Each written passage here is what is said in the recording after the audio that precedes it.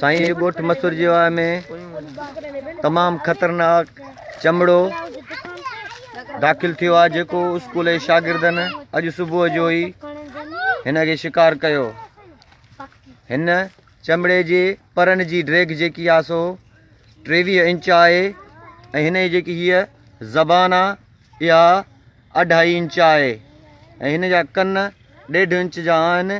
हीउ बाक़ाइदे कुते जे नस्ल वारो लॻे थो, बाक़ाइदे ख़तरनाक नोकदार हिन जा ॾंद आहिनि, हिन जा चंबा बाक़ाइदे।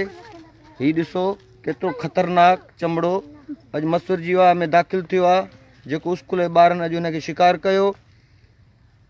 उहो शिकारी असां वटि अॼु मौजूदु आहे, जंहिं ॿुधायो त हीउ हिनखे तमामु मुश्किल सां असां शिकार कयो आहे। 4-5 ॼणनि बाक़ाइदे धक बि हयासीं गिलोलीअ जा, झंग में हुयो, ॿियो हथियार हुयो कोन जेको हिननि छोकिरनि शिकार कयो आहे।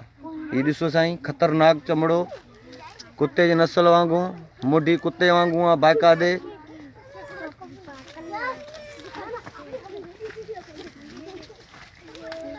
तो शिकार कयो। हा साईं, हीउ तव्हां किथां शिकार कयो साईं? ऐं वण ते वेठो पोइ तव्हां असांखे गिलोली हणी, असां लाइ त पखी आहे। हा, पोइ ॾिठोसीं त चमड़ो। तव्हां त पोइ हैरान थी विया हूंदो त हेॾी भला आहे। थी वियासीं असां। सही सही। पोइ हिन तव्हां असां ॿिया बि गॾु हूंदासीं हमरा। हा साईं, ॿिया बि निकितल आहे शिकार। तव्हां त कुझु हमलो बमलो कयो हिन? न न, वण ते वेठो। अच्छा, महिरबानी साईं।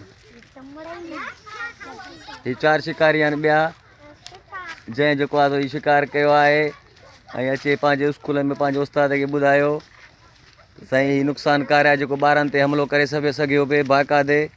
हिन जा तमामु 23 इंच जेका आहिनि सो हिन जा बाक़ाइदे पर आहिनि। हीउ ॾिसो साईं बाक़ाइदे।